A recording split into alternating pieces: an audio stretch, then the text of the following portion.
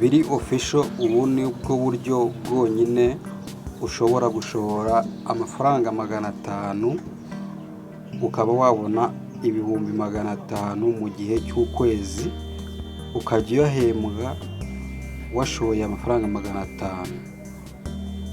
Si ngombwa ko washora 500 gusa, ushobora gushora 500 uyu munsi wayabonye, ejo cyangwa ejo bundi ugashoramo andi 500 asanga yayandi, ku buryo ayo mafaranga yaguhindurira ubuzima.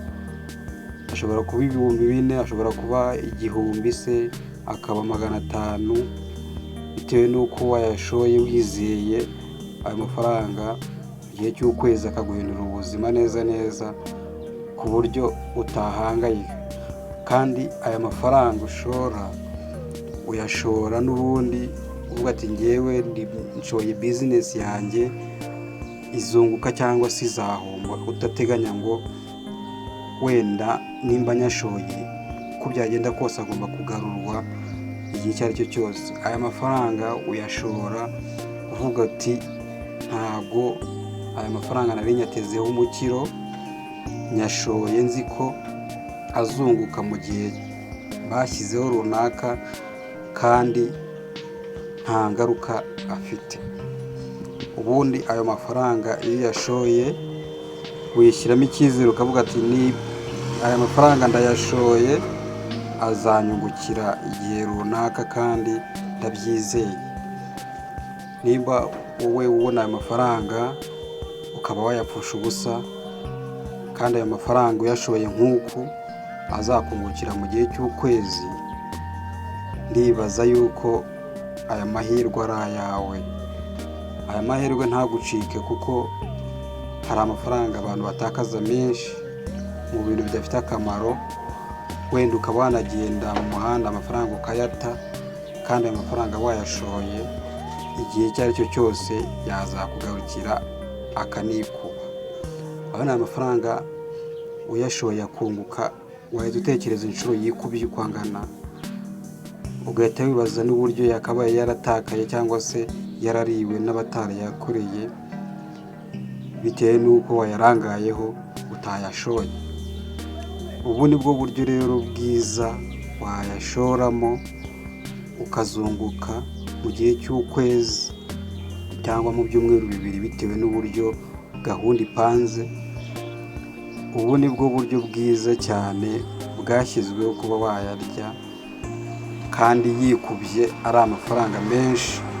Nubwo kuyarekura biba ikibazo, ariko ubaye ukurikirana neza uburyo aya mafaranga intera arimo n'uko angana, wayashora wizeye kandi wumva yuko nta n'ikibazo kirimo.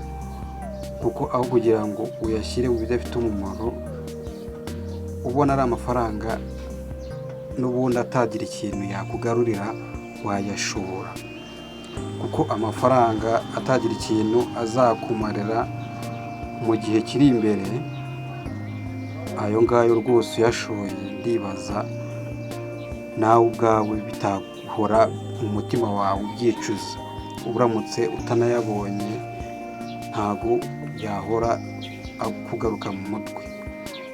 Ikibi ni uko washora ibihumbi 50, 500 se, noneho bikagenda gutyo bigashya nta n'ikintu uteganyamo.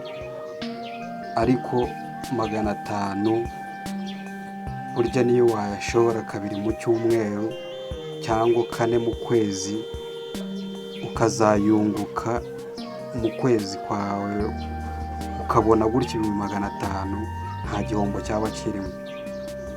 Ndibaza ubu buryo nibwo bwiza bwizewe wakoresha ukaba wabona ayo mafaranga byoroshye.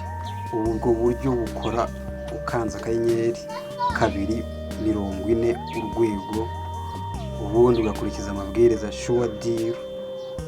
Ubwo buryo bwitwa sure deal, ni kuri 2 iyo ukanze akanyenyeri 240 urwego, hanyuma ugahita ukanda yesi, bahita bakuzanira serivisi zose, ugahitamo shuwa diru kabiri, ukaba utangiye kujya mu bantu bashoye igihe cy'ukwezi bazabona amafaranga 500,000, kandi ayo mafaranga abona abantu babiri.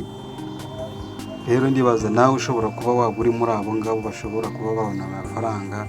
Ayo mahirwe ntagucike yo gushora ahantu hazunguka. Ntabwo ari kimwe no gushora ahantu utazateganya yo kuzunguka, uvuga ati nzapfa cyangwa nzakira. Shora ahantu hizewe, amafaranga make atazaba ingaru ku muryango cyangwa se kuri bizinesi yawe cyangwa ku kazi wakoze. Mukurikirane n'iyo serivisi.